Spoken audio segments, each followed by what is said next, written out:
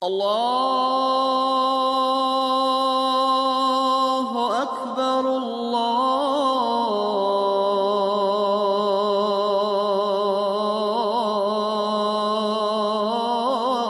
الله أكبر أشهد أن لا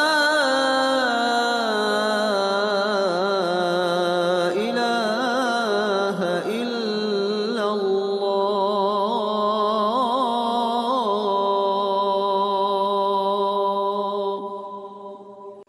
أشهد أن محمدًا رسول الله Aouzu billahi minash shaitanir rajim, bismillahir rahmanir rahim, wa salatu wa salam ala rasulullah, chef frères en islam, qu'il me soit permis de vous adresser le salut des hommes du paradis, le salut fraternel, le salut de la miséricorde, le salut d'Allah Azza wa Jal. Salamu alaikum wa rahmatullah wa barakatuh. Allah subhanahu wa ta'ala, Allah Azza wa Jal, le tout miséricordieux, le très miséricordieux, a dit dans le Saint-Coran, je cite, « Et ne vous approchez pas des rapports sexuels illégaux. En vérité, c'est un grand péché et une mauvaise voie qui conduit en enfer. » Sourate 17, verset 32. Mesdames et messieurs, bonsoir. Merci de nous suivre sur RTI 1. La problématique qui sera développée au cours donc de cette émission va porter sur l'adultère et la fornication. Nos invités pour en parler. Imam Dosso Mamadou, il est imam à la mosquée du Centre d'éducation et de recherche islamique SIS à Adjamé, quartier Mairie 1. Avec lui, Oustaz Kone Abou de Dabou, prédicateur, conférencier, il est aussi consultant dans une radio de proximité à Dabou. Oustaz Imam, salam alaikum. Wa alaikum salam wa rahmatullah. Salam alaikum. Oustaz. Wa alaikum salam wa rahmatullah. Merci d'avoir accepté notre invitation. C'est nous qui sommes heureux. Alors, avant donc de rentrer dans le vif du sujet, nous allons ensemble voir ce reportage de Anissette Kona. Elle s'est invitée dans ce foyer à Abobo Kennedy. À Bobo Kennedy, non loin de la mosquée, c'est ici que vit Dera Adamon, marié et père de 3 enfants. Chaque jour, le scénario est le même. Son épouse Kadi très tôt le matin s'attelle à la cuisine pour offrir à son mari le petit déjeuner. Repas qu'ils ont l'habitude de prendre ensemble en amoureux. Dera se réjouit donc de l'harmonie et de la confiance qui règne dans le couple. Il y a la confiance entre nous puisqu'on s'est connus il y a très longtemps. J'ai fait un boulot où parfaitement je travaille beaucoup avec les femmes. Mais malgré cela, elle m'a suivi jusqu'à on est arrivé au mariage. En tout cas, je suis fidèle à ma femme. Quand tu es fidèle, les portes s'ouvrent. Exemple, tu as marié ta femme. Avec une somme de 5 000 francs, vous pouvez vivre ensemble. Mais si tu es infidèle, tu as donné combien à ta femme à la maison? Et celle qui est dehors, tu vas lui donner combien? L'infidélité, ça te met très en retard. Tu vas découcher, ta femme est là, elle est inquiète pour toi que tu es au travail. Pourtant, tu n'es pas au travail. Comme son époux, Kadi, exhorte les jeunes filles à respecter leur époux et surtout à leur être fidèles. Je lui fais confiance. En tout cas, lui aussi me fait confiance. Bon, j'ai pris Dieu qu'il n'est qu'à me faire confiance pour toujours. Parce que moi, je suis fidèle à mon mari. Mon mari aussi est fidèle à moi. Donc, j'ai pris Dieu pour ça. Dera Adamon et Kadi Traoré sont mariés depuis maintenant 16 ans. Le secret, la fidélité et la confiance. Mais surtout, lutter coûte que coûte contre le péché de l'adultère. Le secret, la fidélité et la confiance. Et voici un couple qui lutte contre justement l'adultère. Alors, Imam Dosso, qu'est-ce que vous pensez de ce reportage d'Anissette Kona? Alhamdulillah, wa salatu wa salam ala rasulillah wa ala alihi wa ashabihi tayyibina tahirin. Je voudrais saluer ce couple qui base ses rapports sur la confiance et l'amour. Oui. Mais en même temps leur conseiller que l'amour, comme l'a dit le prophète, le début du mariage est amour, mais la fin est compassion et pardon. Qu'ils s'attendent à ce que cet amour-là disparaisse. Mais là, ils ont déjà fait 16 ans ensemble. Hein? Oui. Cet amour quitte pour faire place à la concession mutuelle, à la fraternité. Et puis, prendre leur exemple pour dire à tout le monde que quand on ne se fait pas confiance, on ne se marie pas. Quand vous ne faites pas confiance à un homme ou à une femme, ne vous mariez pas. D'accord. Parce que c'est un mariage voué à À l'échec. Alors, Oussa Konabou, la fidélité, elle est très importante dans le foyer. Bien sûr. Sans fidélité, il y aura déjà doute sur les grossesses. Or, un musulman qui doute de la grossesse de sa femme, cet enfant ne peut pas hériter de toi. Sans fidélité, il y a déshonneur. Sans fidélité, il y a comparaison de la vie de l'animal instinctif. C'est-à-dire ceux qui ne doivent pas se marier et puis avoir des rapports, produire des petits pour la nourriture et les besoins des humains. Et quand l'humain se comporte comme l'animal, eh bien, il descend du statut qu'Allah lui a donné. Nous sommes des lieutenants, des khalifatullah fil ard, nous sommes des vicaires de Dieu. Nous ne devons pas nous comporter comme ceux que nous consommons ou qui nous gardent. Alors, sans fidélité, la maison sera CEDEAO. Il y aura toutes les nationalités dans ton salon. C'est pourquoi il faut la fidélité. Et la fidélité entraîne la confiance. Tout à fait. Et la confiance, elle est très importante dans le foyer. Vous l'avez dit, Imam Dosso. Alors, nous avons décidé de parler de l'adultère et de la fornication. Peut-on savoir la différence entre ces deux termes-là, l'adultère et la fornication, Imam Dosso? Alhamdulillah wa kafa. Il faut d'abord prendre ce qui fait qu'ils se ressemblent. Ce sont des rapports qui se font entre hommes et femmes, mais en dehors du cadre légal du mariage. Le verset que vous avez lu, quand Dieu dit « Wala takarabu zina », il s'agit et de la fornication et de l'adultère. Mais dans leur définition courante, on fait la différence entre l'adultère et la fornication par le fait que l'adultère se passe entre une personne mariée et une autre personne. Quant à la fornication, c'est entre une personne non mariée, c'est-à-dire un célibataire ou une célibataire, avec un autre partenaire. Voilà un peu la définition dans le sens courant. Mais dans le sens islamique du terme, la fornication et l'adultère s'énoncent de la même façon dans le verset, même si les punitions sont différentes. D'accord. Alors, Oussa Konabou, dans quelle catégorie en islam classe-t-on justement l'adultère? Ça fait partie des grands péchés en islam. Et les grands péchés sont au nombre de 70. Et tout grand péché est décrété ainsi par le Seigneur, Allah subhanahu wa ta'ala, et ça a des conséquences. C'est parce que ça a des conséquences dans cette vie et dans l'au-delà que ça s'appelle grand péché. Et sur terre, ça entraîne l'humiliation de la personne qui s'adonne à ces actes. Ensuite, ça t'amène à la pauvreté. Dans l'élément, le frère disait combien tu donnes à ton épouse et combien tu donnes à celle qui est dehors. Tu auras une vieillesse précoce. Puis, chaque fois que l'imam dira Ghayril maghdubi alayhim, ceux qui encourent la colère de Dieu dans la prière, il faut dire qu'il est dans ceux-là. Ceux qui encourent la colère de Dieu, c'est ceux qui font ce que Dieu a interdit. Et parmi les choses interdites, eh bien, il y a l'adultère. Donc, ça fait partie des très grands péchés en islam qui descendent l'homme de son piédestal de gestionnaire, de vicaire, pour le ramener au bas niveau des animaux. Parlant également de catégorie, Allah subhanahu wa ta'ala dit, et je cite, Allah le Tout-Puissant a fait varier le châtiment pour ses péchés, du fouet à la lapidation à mort, ainsi que l'humiliation qui résulte de l'information de la communauté des auteurs de ce péché. Ainsi, le prophète Mohammed, paix et Dieu sur lui, a fixé la peine pour ces deux péchés ainsi. Si les parties qui commettent la fornication ne sont pas mariées, elles devraient recevoir 100 coups de fouet et être mises en exil pendant 1 an. Si elles commettent l'adultère après leur mariage, elles devraient recevoir 100 coups de fouet, puis être lapidées à mort. Imam Dosso, votre commentaire là-dessus? Il y a une humiliation. Il y a tout simplement à dire, est-ce que ces sanctions sont aujourd'hui applicables dans notre milieu? Nous dirons non, ces sanctions ne sont pas applicables dans notre milieu.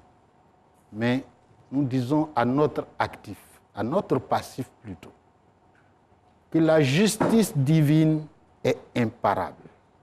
Si nous n'avons pas payé de nos péchés ici-bas, il n'y a aucun doute là-dessus, nous allons le payer le jour de la résurrection. À vous entendre parler, c'est un peu comme si on acceptait l'adultère, en quelque sorte. On ne l'accepte pas, mais la société... Parce qu'il n'y a pas de sanctions. La société où nous vivons n'accepte pas ces sanctions.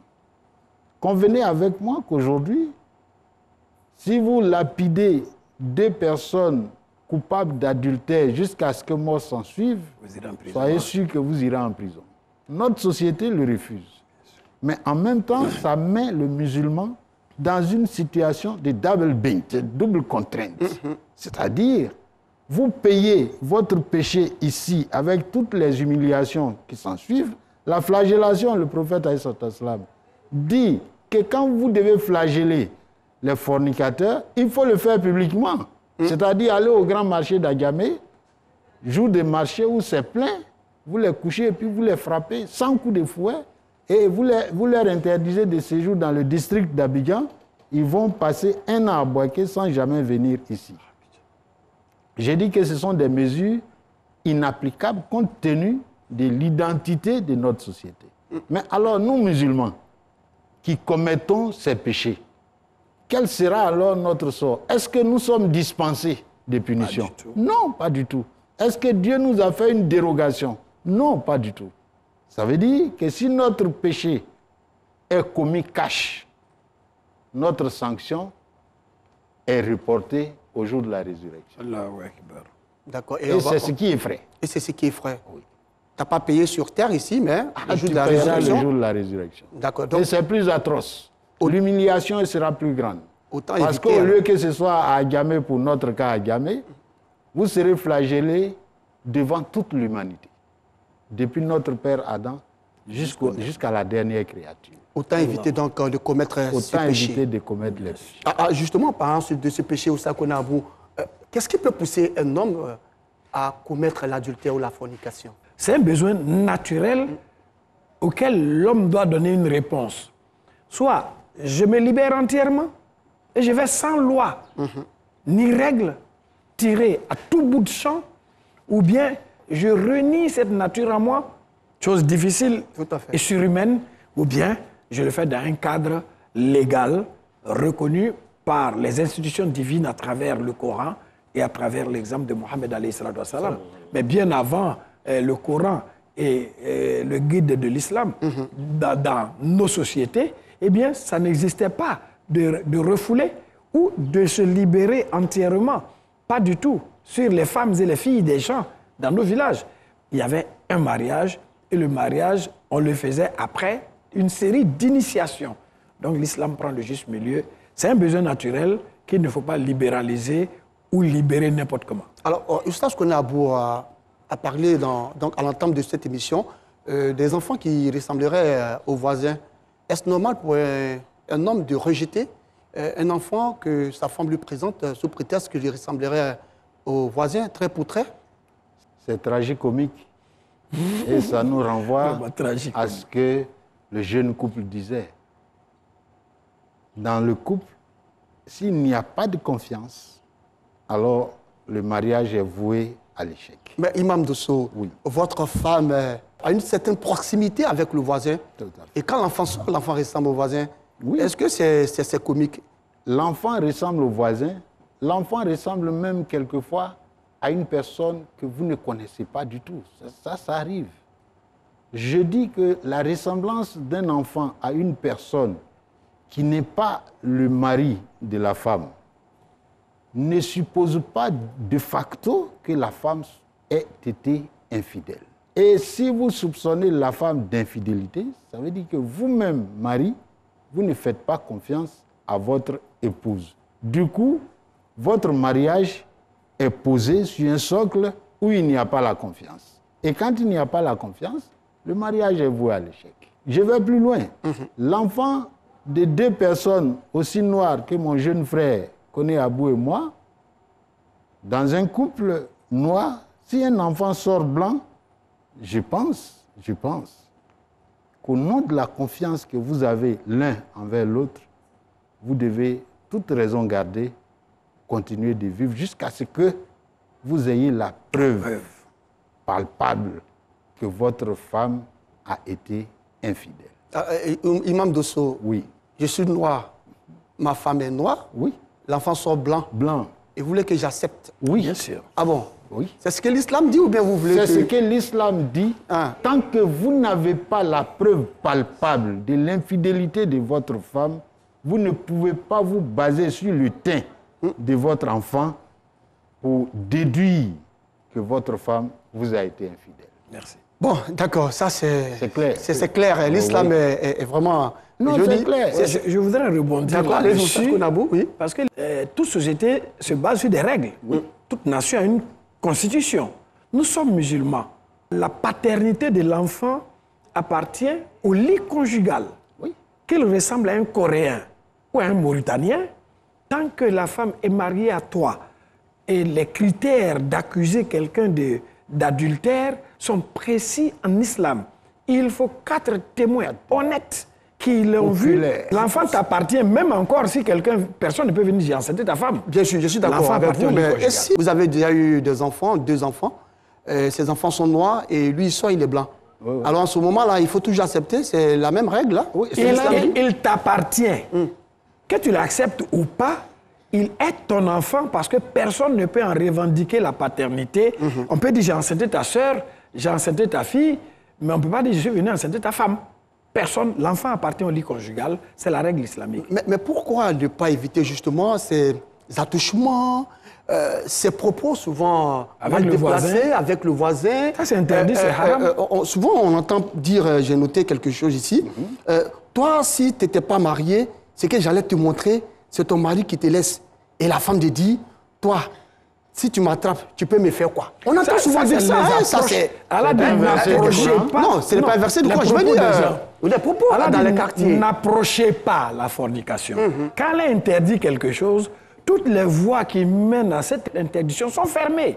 Ces propos sont déjà l'approche de la fornication. Voilà. Tu viens de dire de façon biaisée que tu as bien envie de faire l'amour avec la femme de ton voisin. Bien sûr. L'intention valant l'acte, tu viens de commettre l'adultère déjà dans ta pensée, dans ta pensée. Imam Dosso, pour une femme qui se respecte, est-ce qu'elle a le droit de se laisser toucher par le voisin, de lui dire de ses propos déplacés là? Par expérience, il faut sortir pour voir des choses. J'ai effectué un voyage en 2007 aux États-Unis et avant d'y aller, nous avons été reçus par l'ambassade des États-Unis qui nous dit, voilà 10 recommandations. Parmi ces 10 recommandations, il y a, quand vous allez aux États-Unis, évitez de serrer la main des femmes d'autrui parce que ça peut ressembler à un harcèlement. Vous voyez? Ça, ce n'est pas le Coran. Donc, ce n'est pas nous seulement. Alors que l'islam, dans sa discipline, vous dit évitez de serrer la main d'une femme qui n'est pas la vôtre. Et quand on le dit, on dit que nous sommes intégristes. Mais les attouchements, là, c'est parce que vous avez touché la femme ou bien parce que la femme nous a touchés que nous pouvons réfléchir à tout ce qui peut arriver après. Quand on sait que Shaitan rôde autour. D'accord, nous allons marquer une pause. Ensemble, nous allons voir ce que pensent les populations de ce sujet. C'est tout de suite dans le micro-trottoir. La fornication et l'adultère sont des péchés en islam qui sont impardonnables.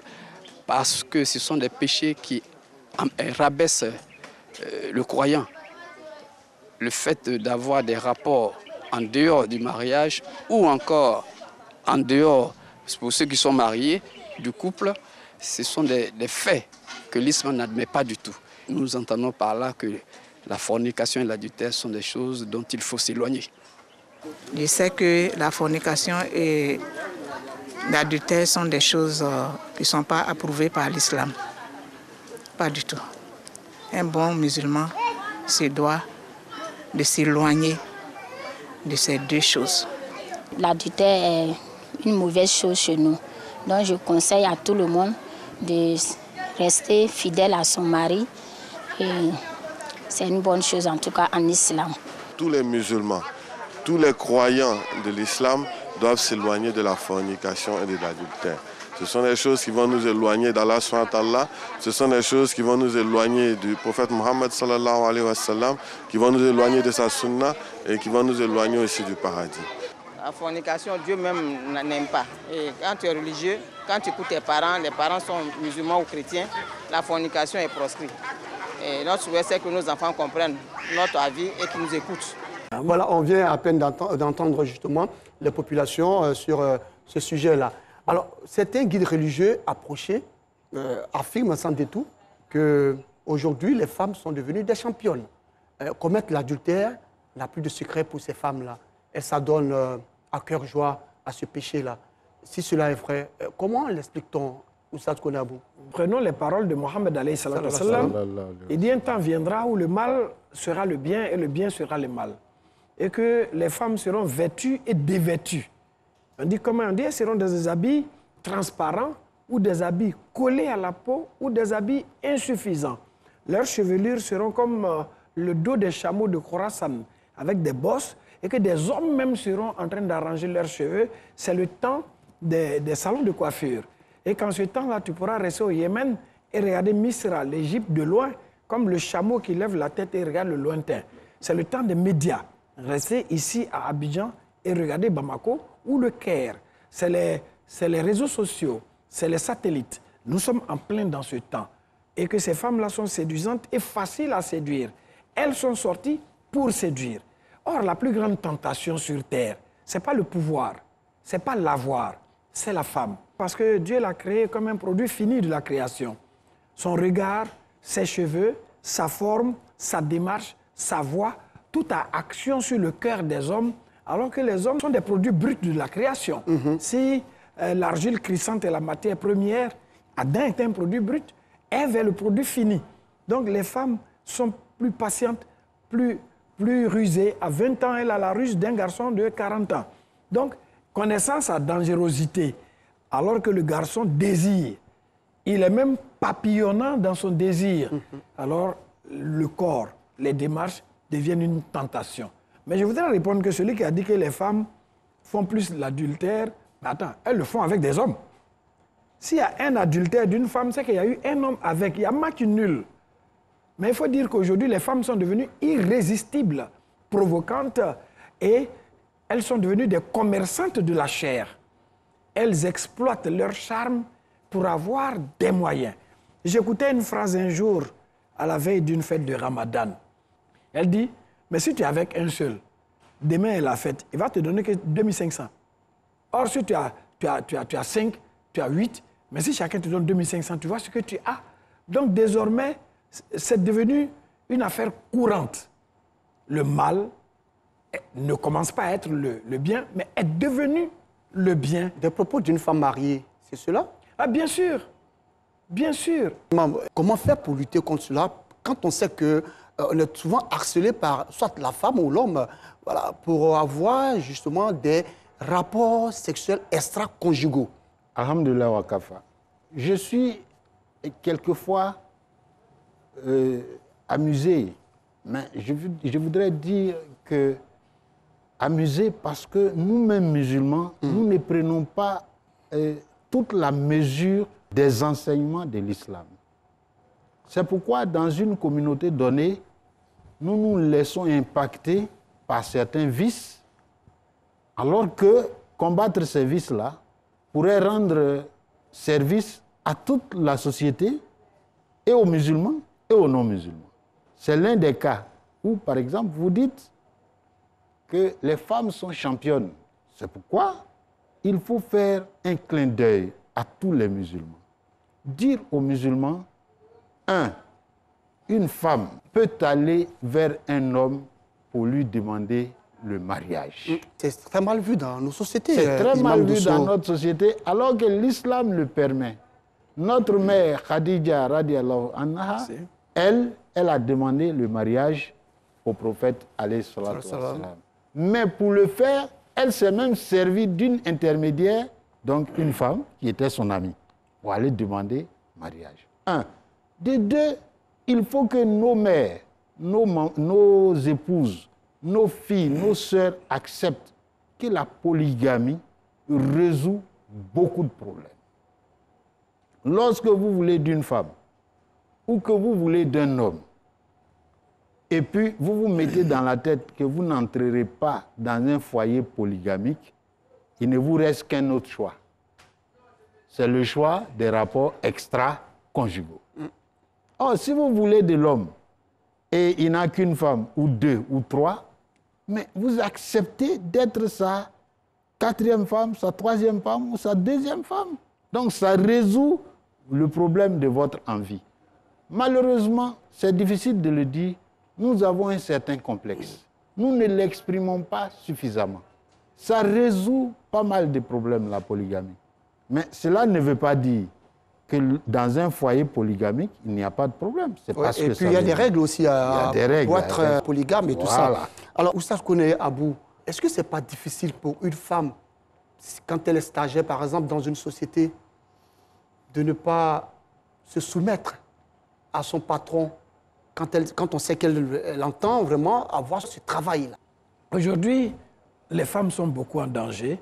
Elles tentent les hommes, mais aussi on leur demande beaucoup cela avec beaucoup de pression. Je prends un lieu de stage. Les formateurs sont là. Les collègues de stage aussi, stagiaires, hommes, sont là. Les cadres de cette ville où se trouvent ces structures de stage sont là. Les hommes d'application sont là. Et elle, souvent, elle est dans le besoin. Et on lui met une telle pression de notes, une telle pression de réussite ou de moyens financiers qu'à un moment donné, elle craque. Mais qu'est-ce qu'il faut pour ne pas craquer? Il faut la foi. Aujourd'hui, les réseaux sociaux, le lieu de travail, les transports, tout est permis à tel point que la femme qui est fidèle est mal vue, l'homme qui est fidèle est mal vu. Alors on dit, le mal commence à devenir le bien. Le mal commence à devenir le bien. Imam Dosso, lorsque vous avez la preuve de ce que votre femme a commis l'adultère, que faire? Rester avec elle quand elle demande pardon ou que tout le monde demande pardon, ou alors lui demander gentiment de retourner chez ses parents? Alhamdulillah. Cette question me rappelle les enseignements du maître. Cheikh Koli Yacouba Raïmaoula, il fait une analogie. Vous surprenez un voleur dans votre chambre qui a ouvert votre coffre-fort. Il est en train de prendre l'argent. Et puis vous arrivez, le monsieur, il prend ce qu'il a en main et il passe par la fenêtre, il prend la fuite avec ce qu'il a pris. Question. Vous prenez le reste de l'argent qu'il y a dans votre coffre pour le jeter par la fenêtre ou bien vous gardez l'argent? Réponse. Si vous gardez l'argent, ça veut dire que si vous surprenez votre femme en flagrant délit d'adultère, qu'elle vous demande pardon, la sagesse voudrait que vous acceptiez au nom des enfants, au nom même de la grandeur du mariage, que vous puissiez continuer ce mariage. Voilà ce que le maître nous a enseigné. Et puis, il donne des conseils. Le premier conseil, c'est que, ne dites jamais, jamais que vous n'allez pas commettre l'adultère ou la fornication. Ne le dites jamais. Parce qu'en le disant, vous défiez Satan. De deux. Alors que Dieu a donné un pouvoir quand même à Satan. À Satan. Voilà. De deux, chaque fois que vous finissez la prière, priez Dieu qu'il vous éloigne de la fornication et du péché de l'adultère. 3. Faites tout pour ne pas être deux dans un endroit clos. Dans un endroit clos. D'accord. Et enfin, mariez-vous. Voilà les conseils que donne le sage par rapport à cette question. Comment éviter l'adultère? Est-ce qu'il faut pardonner à sa femme ou à son mari pris en flagrant délit d'adultère? D'accord. Alors, ça c'est la question, mais vous avez répondu avec justement ces conseils du maître, du sage. Alors, nous allons ensemble voir justement ce témoignage de ce couple que nous avons visité. Ils sont à Cocody. Je suis issu d'une famille musulmane dont le père nous a quittés étant très jeunes. Encadré de 2 filles, avec ma mère, nous avons été éduqués. L'éducation n'a pas été facile, vu les vices de la vie. Elle a dû prendre un guide spirituel qui nous a beaucoup éduqués tout au long de notre vie. Et ce guide spirituel avec qui j'étais beaucoup accroché me disait tout le temps, Aziz, étant jeune, tu veux facilement réussir, tu dois éviter 2 grandes choses, la fornication et l'alcool. Et il faut dire que l'alcool et la fornication sont 2 grands péchés en islam. Ce qui m'a motivé à me marier étant si jeune. Il y a certains amis aujourd'hui qui se moquent de moi en me demandant, mais Aziz, comment vas-tu prendre soin de cette fille? Tu n'as pas les moyens. Aziz, tu es un stagiaire. Mais bon, selon mon propre constat, ces personnes n'ont aucune notion de mariage et aucune culture islamique. Étant donné que nous avons atteint l'âge de la puberté et que mon homme, au début, s'est mis à me faire la cour, une fois, deux fois, je n'ai cessé de lui répéter s'il veut réellement de moi qu'il vienne voir mes parents. Et c'est dans cette optique-là que nous sommes engagés dans le mariage. Les parents ne nous ont pas obligés, ce n'est pas un mariage forcé. C'est suivant les règles islamiques et aussi par amour que nous sommes mariés. J'encourage toutes les jeunes filles de mon âge de se marier ici. Réellement, il y a des hommes qui veulent les marier. Il ne faudrait pas qu'elles disent « non, je suis encore jeune, je dois encore faire ma vie ». Rappelons que nous avons ici sur ce plateau le couple Touré Aziz. Alors on va leur dire salam alaikum et Touré est là et son épouse est aussi présente. Merci pour ce témoignage et ces conseils que vous venez de prodiguer à cette jeunesse musulmane. Oussa Konabou, vous avez voulu répondre. Imam Dosso, je voudrais dire à la communauté que personne n'est associé dans le mariage au hasard avec un autre. On est toujours unis par Dieu et on est toujours en mission auprès de quelqu'un. C'est parce que justement cette personne est malade du cœur et fait un vagabondage sexuel que le Seigneur l'a uni à toi pour que ta patience, tes conseils, ton encadrement l'amènent à changer. Et celui qui change un homme, qui l'amène au repentir de ses actes, Allah lui donne comme mérite le sacrifice d'un troupeau de chameaux. Il y a encore du bien dans ta femme. Il y a encore des jumeaux à naître. Il y a encore un chef d'État dans son ventre. Pourquoi ne pas garder ta femme? Elle changera et Dieu vous pardonnera tous. Vous avez, à l'entame de cette émission, parlé d'une loi divine. De ce qu'on devait lapider celui qui commet l'adultère ou la fornication jusqu'à mort. Et maintenant, on nous parle de pardonner. Est-ce que ce n'est pas une façon d'encourager justement l'adultère ou la fornication? Le prophète ﷺ dit, au moment où vous êtes en train de passer à l'acte de l'adultère ou de la fornication, vous n'êtes pas croyant. La foi vous est quittée. Après le polythéisme, la fornication est le péché le plus capital en islam. Il faut le dire à la décharge de ceux qui croient qu'on les encourage. Le prophète ﷺ dit, celui qui commet la fornication ou le péché d'adultère, Dieu fait de son péché une sorte de bagage qu'il dépose sur sa tête. C'est comme il avait un signe distinctif de façon négative. Non, nous n'encourageons pas l'adultère. Nous n'encourageons pas la fornication. Un jour, un compagnon du prophète est venu lui demander l'autorisation de commettre la fornication. Quand ses autres compagnons voulaient le chasser, il leur a dit non, laissez-le. Il a fait asseoir et il lui a demandé la fornication que tu voudrais commettre. Est-ce que tu aimerais que quelqu'un d'autre commette l'adultère avec ta mère? Elle a dit, ah non, pas question. Et avec ta fille? Elle dit, ah non, non, non. Et ta soeur? Elle dit, non. Et ta tante? Non. Mais si tu ne veux pas que quelqu'un d'autre commette le péché avec ta mère, ta tante, ta soeur, ta fille, celle avec qui tu veux aller commettre ce péché est la mère, la tante, la soeur ou la fille de quelqu'un d'autre. D'accord, mais est-ce qu'on peut dire que le diable a quelque chose à voir dans ce péché forcément, quand on commet l'adultère ou la fornication? Forcément, le diable a quelque chose à voir. Mais sans oublier que quand nous commettons ce péché, que Dieu nous en garde, ne voyons pas le diable ailleurs. Il faut le voir en nous. Quelquefois, nous sommes le diable personnifié. C'est pour cela qu'il faut beaucoup prier. Il faut prier. Demandons à Dieu de nous éloigner de ces deux grands péchés. Mais Imam Dosso, quelles sont les conséquences quand on commet l'adultère et la fornication? Il est prouvé par expérience que celui qui fait de l'adultère et de la fornication son métier finit toujours dans la pauvreté et dans la maladie.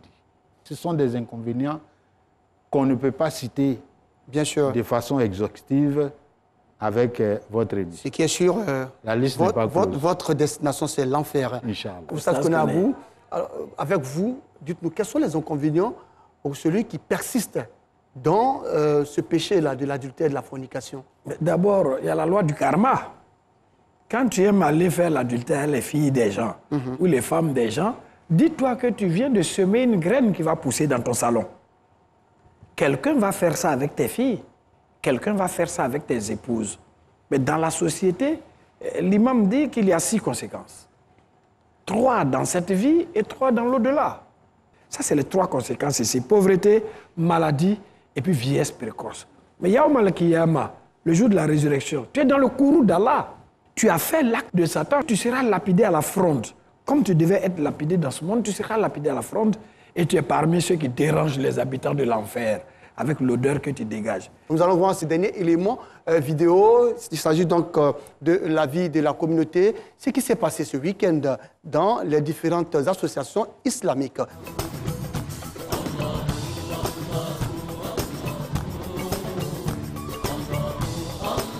Le samedi 19 juin 2021, le groupe INE Biabou a organisé la 2e édition de sa traditionnelle journée porte ouverte.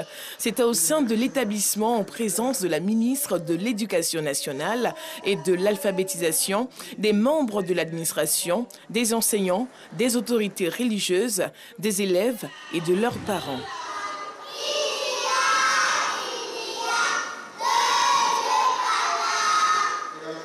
Susciter une saine émulation entre ces élèves, créer un cadre d'échange entre les parents d'élèves et les enseignants, tels sont les objectifs des responsables du groupe scolaire INE à travers l'organisation de cette journée. Nous sommes, je dirais, à mi-chemin. Nous nous disons que nous sommes sur la bonne voie. Et je crois que ceux de l'extérieur parlent le mieux de ce que nous faisons que nous-mêmes. Nous devons persévérer et toujours donner le meilleur de nous-mêmes afin de donner des meilleurs résultats scolaires, mais aussi une bonne formation religieuse et une bonne maîtrise de la langue arabe.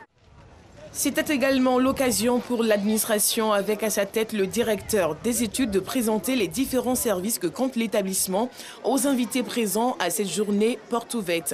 En l'occurrence, la ministre de l'Éducation nationale et de l'alphabétisation, Marietou Koné, et le président du Conseil supérieur des imams, des mosquées et des affaires islamiques, COSIM, le cheikh Aïma Ousmane Diakité.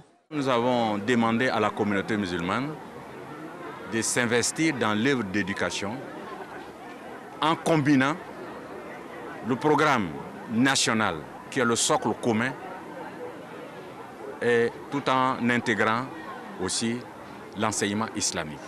À l'instar des autres confessions religieuses, catholiques, protestantes et autres, qui ont des écoles, qui ont des universités, par la grâce de Dieu aujourd'hui, la communauté musulmane a ces écoles de ce type. Nous voulons contribuer à l'œuvre d'éducation nationale en Côte d'Ivoire, d'éduquer les enfants avec plus de rigueur afin qu'ils soient des citoyens intègres, connaissant leur Seigneur, mais aussi utiles à leur pays.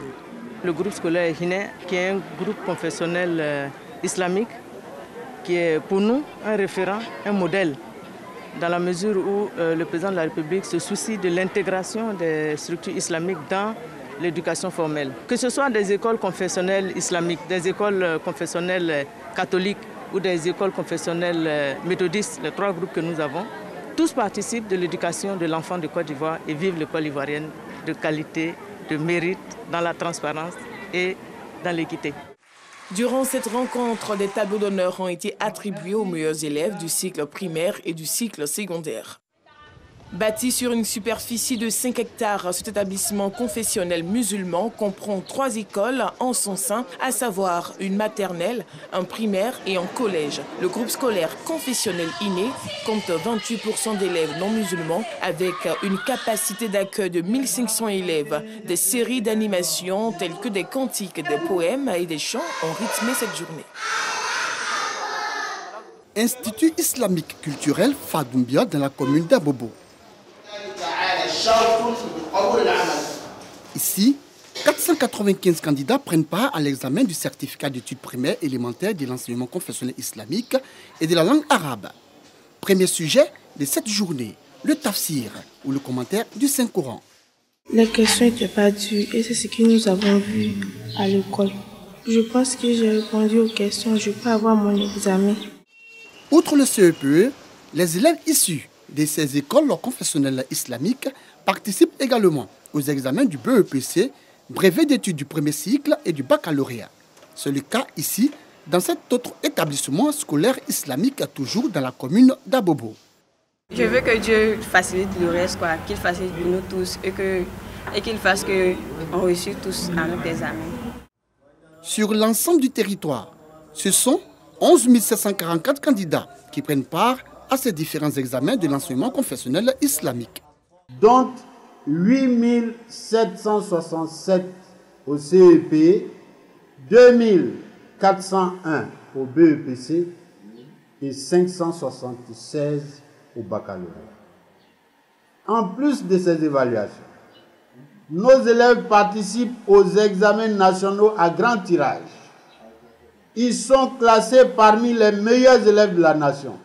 Si des efforts sont faits par le gouvernement pour la bonne marche de l'enseignement confessionnel islamique, l'un des défis majeurs reste l'intégration des 3416 écoles issues de cet enseignement dans le système éducatif formel. Cela afin de permettre aux apprenants de bénéficier également du programme officiel.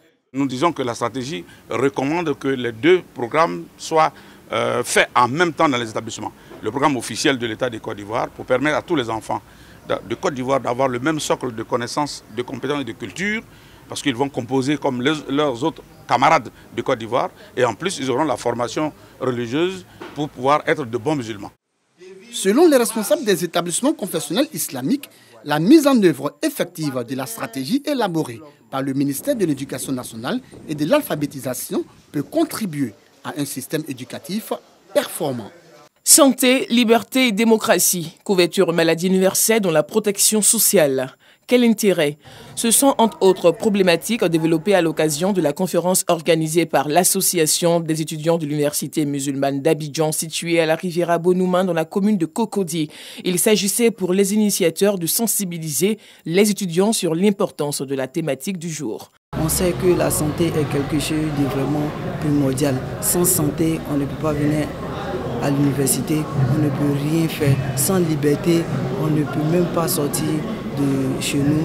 Et puis sans démocratie, on n'est pas libre d'exprimer notre volonté.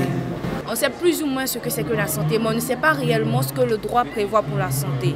Voilà, nous avons voulu éclairer tout un chacun sur la question. Et concernant les libertés et démocraties, nous avons plutôt un aperçu sur les libertés et les démocraties.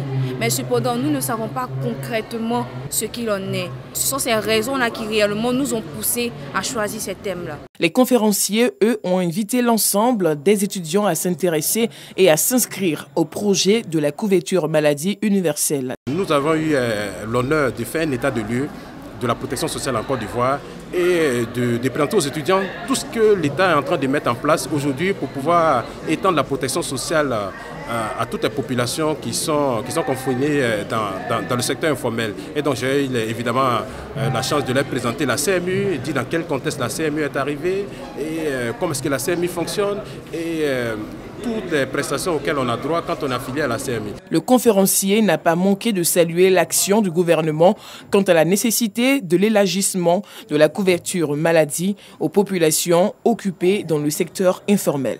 Cours de l'Institut pour la formation des mémorisateurs du Noble Coran en Afrique de l'Ouest, Dar el Coran Al-Karim, situé dans la commune d'Anyama. C'est ici que les responsables de cet institut confessionnel islamique entendent construire une cuisine moderne et un réfectoire R+2 avec toutes les commodités. Un projet qui va coûter environ 167 millions de francs CFA. C'est un projet qui a pour but d'améliorer les conditions dans lesquelles ils apprennent le Coran, de sorte que l'apprentissage du Coran puisse se faire dans de bonnes conditions et que ce soit un signal envoyé aux autres qui ont toujours pensé que les écoles confessionnelles musulmanes ne fournissent pas les bonnes conditions d'apprentissage. Pour les responsables de l'Institut, la construction de ces bâtiments va permettre d'améliorer les conditions de vie et d'apprentissage des pensionnaires. C'est un projet colossal. Il faut vraiment des moyens très considérables pour que nous puissions les réaliser. Actuellement, c'est le projet Campo et nous avons beaucoup de projets avec le temps. L'Institut pour la formation des mémorisateurs du Noble Coran en Afrique de l'Ouest, Dar el-Koran Al-Karim d'Aniama, a été fondé par Cheikh Ishaq Bar.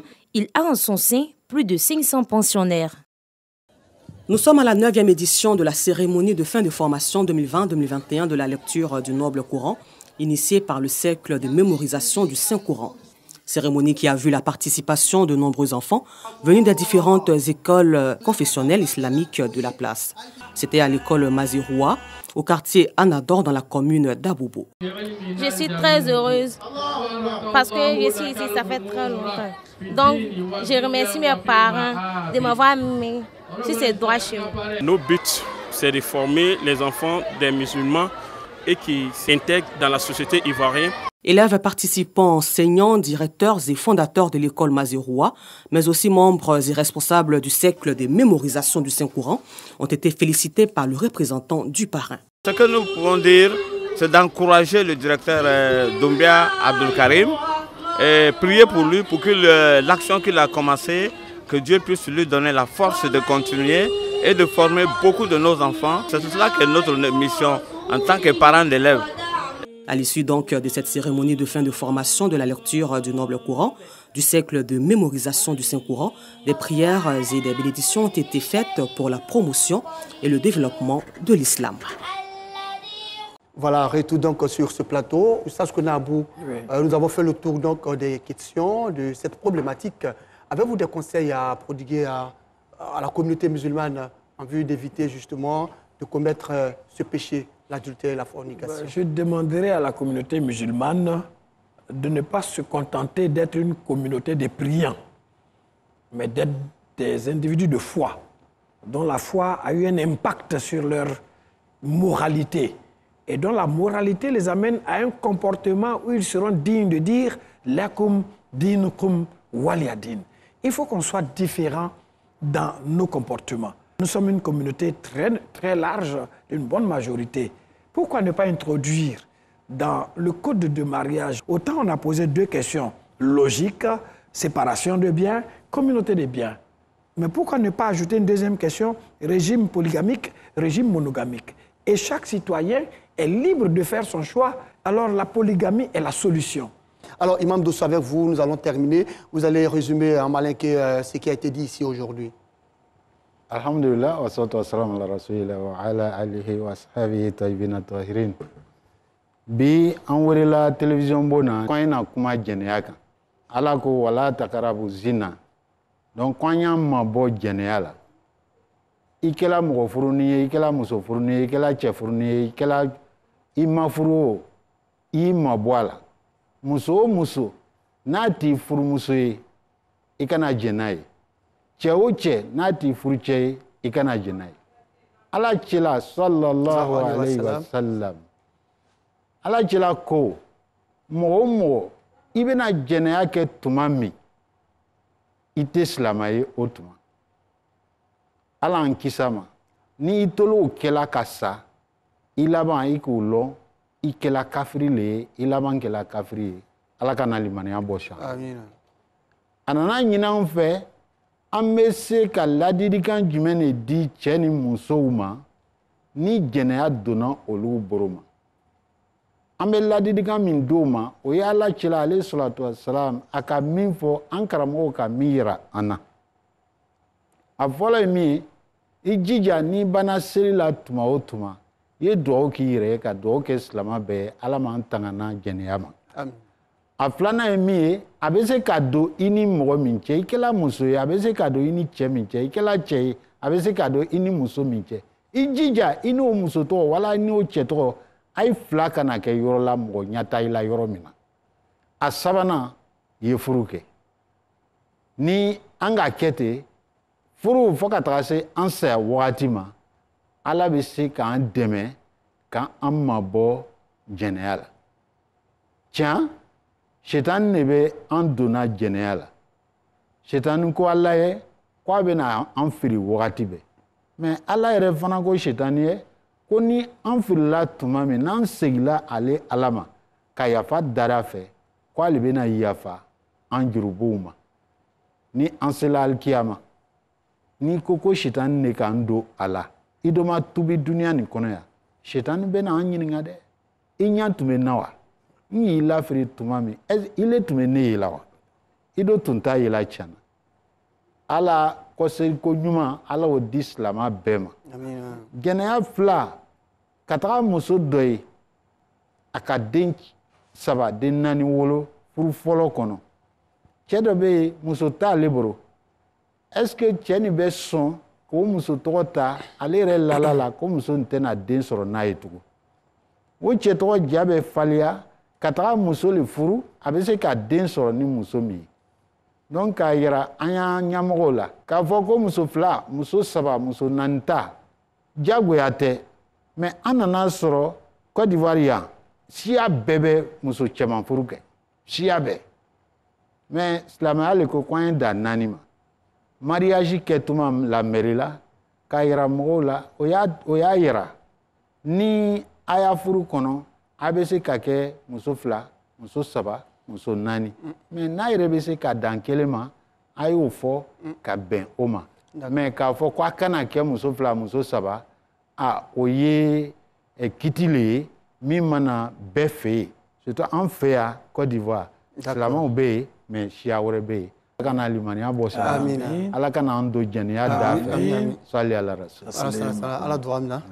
Merci à vous, distingués guides religieux, d'être passés sur ce plateau, nous édifier et surtout nous éclairer sur cette problématique. C'est la fin de cette émission. Rappelons que nous étions avec Imam Dosso Mamadou. Il est imam à la mosquée du Centre d'éducation et de recherche islamique Sisa Djamé, quartier Mairie 1. Et avec lui, Oustaz Kone Abou, prédicateur, conférencier et consultant dans une radio de proximité à Dabo. Avec eux, nous avons parlé, n'est-ce pas, de l'adultère et de la fornication. Merci à vous de nous avoir suivis. Je vous donne rendez-vous jeudi prochain, même heure, même chaîne. Rappelons que vous pouvez suivre la rediffusion de l'émission Allah Wakuba tous les vendredis à partir de 9h. Qu'Allah subhanahu wa ta'ala pardonne nos péchés, qu'il fasse de nous des musulmans pieux et sincères. Salam alaikum wa rahmatullah wa barakatuh.